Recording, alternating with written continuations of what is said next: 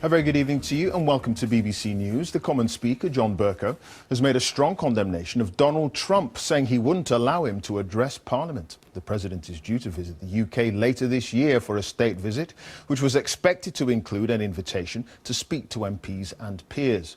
But Mr Bercow told the Commons Mr Trump's views on immigrants and women were unacceptable. I would not wish to issue an invitation to President Trump to speak in the Royal Gallery. And I conclude by saying to the honourable gentleman this: we value our relationship with the United States. If a state visit takes place, that is way beyond and above the pay grade of the Speaker. However, as far as this place is concerned, I feel very strongly that our opposition to racism and to sexism and our support for equality before the law and an independent judiciary are hugely important considerations in the House of Commons. Well, President Trump has been addressing military officials in Florida today after another weekend of wrangling over his travel ban on people from 7 mainly Muslim countries entering the US. The president vowed to allow into America only people who want to love our country, but said strong border controls were needed to defeat Islamic terrorism. We will defeat radical Islamic terrorism, and we will not allow it to take root in our country. We're not going to allow it. You've been seeing what's been going on over the last few days. We need strong programs so that people that love us and want to love our country and will end up loving our country are allowed in, not people that want to destroy us and destroy our country. Well, the president also reaffirmed his support for NATO, but said other countries in the alliance must pay their way.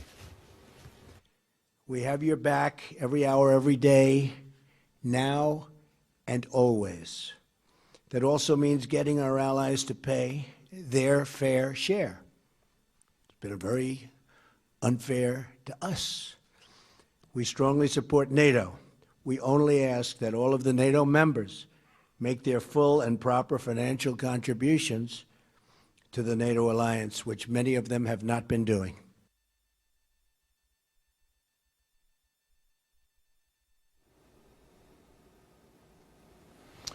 Let's talk now to Niall Stanage. He's the associate editor at The Hill, American political newspaper. But before that, let's talk to Stephen Doughty, the Labour MP who tabled the motion opposing the state visit of Donald Trump. Mr. Doughty, it's good to see you. Thanks for joining us. Do you think Mr.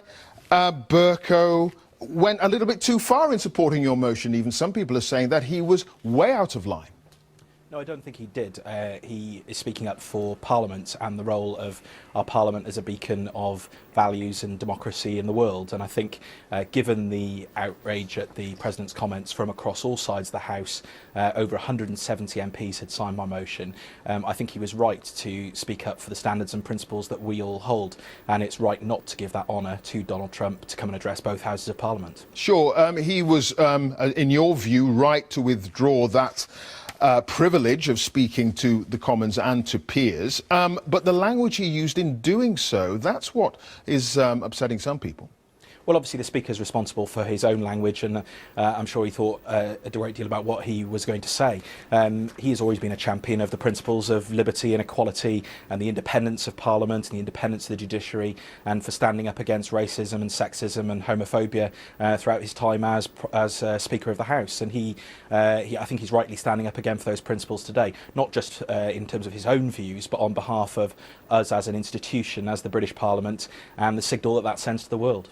But you know the view of the government, and Theresa May was in Washington not too long ago, trying to forge an even closer relationship than the one we already have as a result of the Brexit situation. Surely allowing Mr. Trump to address Parliament is part and parcel of his state visit. Well, no, it's not. It's a choice about how we decide to honour visitors to this country. I've never suggested that Donald Trump should be banned from visiting the UK, and clearly as our greatest ally and friend, we should be having a close dialogue with his administration and with the President himself. But we choose about who we honour, and we choose to give that honour at Buckingham Palace, the carriage down the Mole, the champagne, and of course that speech at the Houses of Parliament. Let's not forget that Westminster Hall is the place where Nelson Mandela addressed both Houses of Parliament, where Churchill lay in state, and where the Queen has addressed us on numerous occasions on her jubilees. And I simply do not think, given Donald Trump's comments about women, about torture, about refugees, and questioning the very foundations of democracy, that he should be allowed to address the Houses in that important place. OK, Stephen Doughty at the Commons, thanks for joining us. Thank you. Let's talk.